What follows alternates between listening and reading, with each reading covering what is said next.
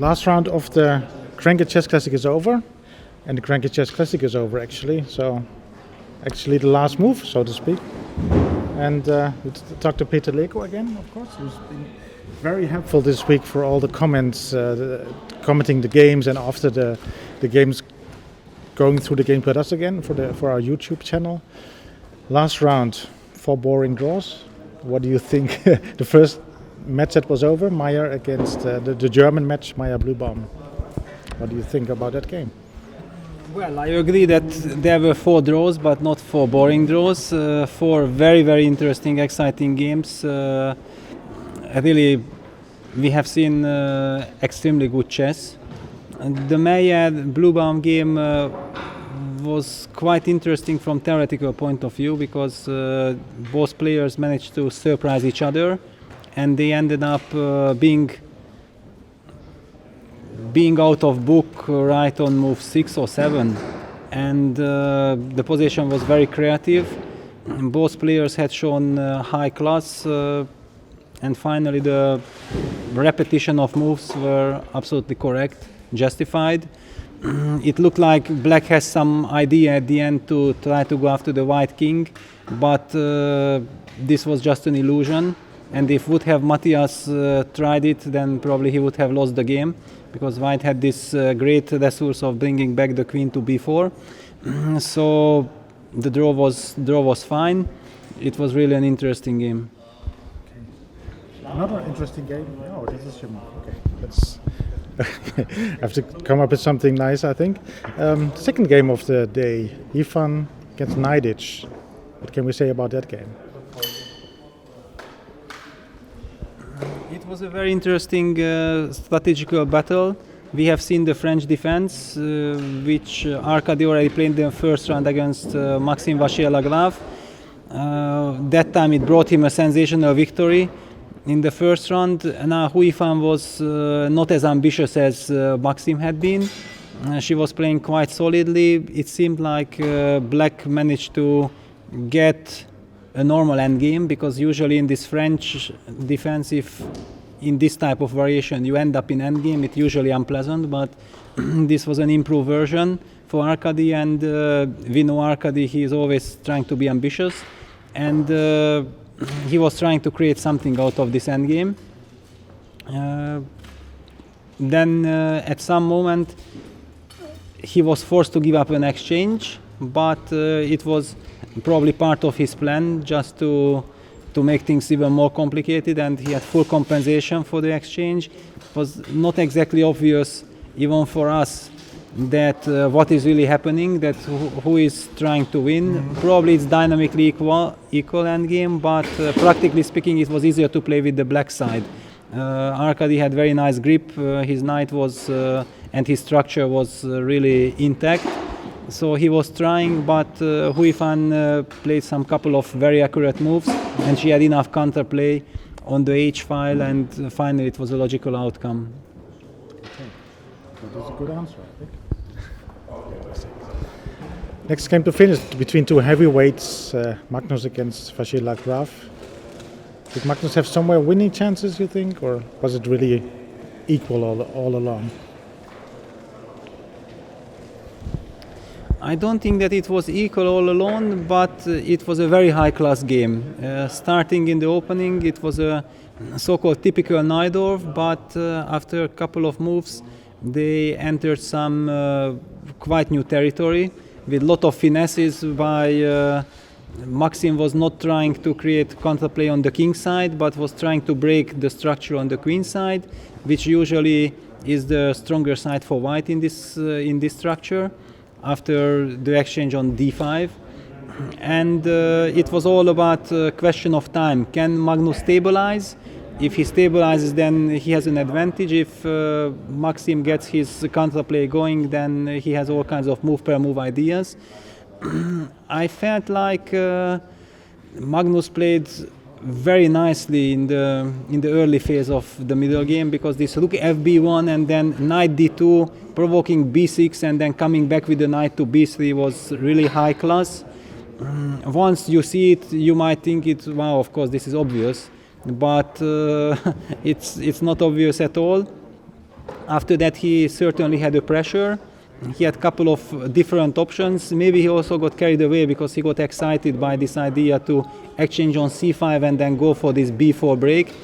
Because usually if you really get this b4 break in, then it's always very good in these positions. Looking back, maybe it would have been better to play slowly with knight a5. But in the heat of the moment, it was a logical reaction. However, Maxim had calculated some crucial lines very precisely and managed to stay in the game. And in fact, it looked like logically they were leading to an endgame which black had to be accurate, because white was definitely pressing, but it did not really feel like white really has winning chances.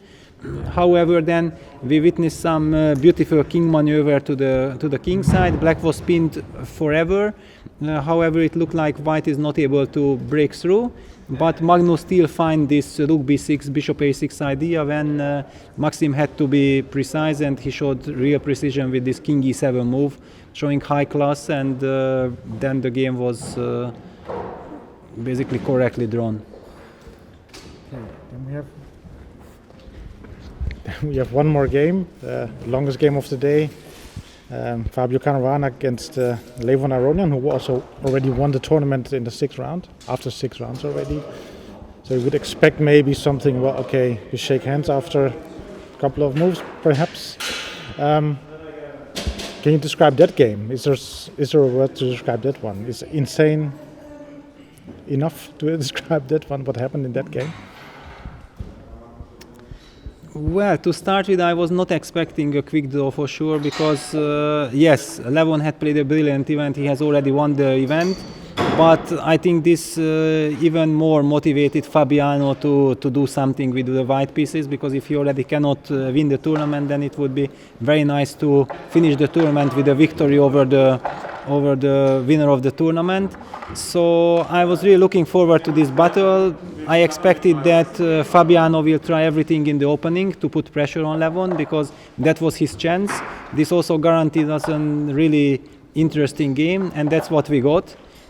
Fabiano went for this bishop g5 pinning idea.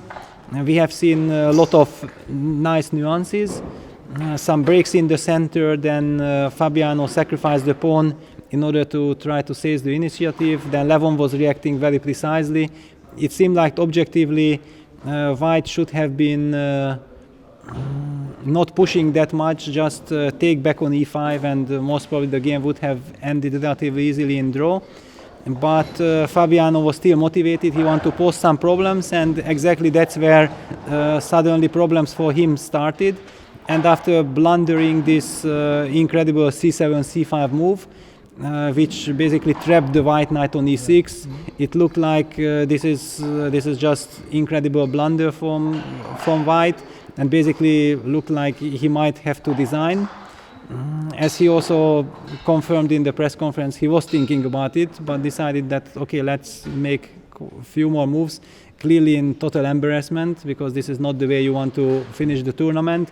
I think before the game he could feel like that he can try almost like gratis for a win, because if he feels that something is a little bit out of control, he can always kind of guarantee a draw, because Levon is probably not in a really fighting mood if he doesn't get a real chance. But after he won the piece, I think now Levon is extremely angry with himself, because at this moment then you just forget that you already won the tournament, you have done something great, you are just in the moment, and in the moment you feel like that you were completely winning and you did not win. His approach was, I think, wrong, that he didn't want to be professional. He thought that he already won the tournament, so let's little bit show off kind of attitude, and he played too fast.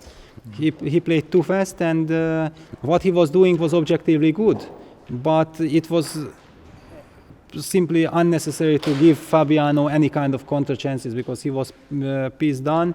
So when suddenly this A pawn versus H pawn race started, it was probably clear for both players that black should be winning, but Fabiano felt like he already lost the game before, then he has nothing to lose. But I also understand Levon because he already won the tournament. He understood that he's in a winning position, and I think he felt like he wants to finish in style this game.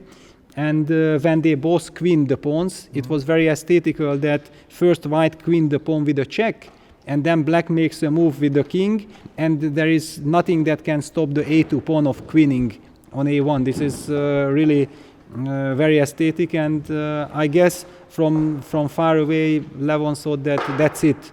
Fabiano will have to design, but it turned out after the time control that with rook g8 white got some incredible dangerous threats. And then he started thinking about 50 minutes. Yeah, isn't that dangerous then? Kind of. What are you thinking of then when you think 50 minutes? Thinking about I blew up, or why doesn't he resign, or what happened actually? What happened? What's in the mind of a chess player then in that case for 15 minutes? What do you think? Well, in this case, it was clear that it was pure panic, because when they reached this, I guess Levon really expected that that's it, game over.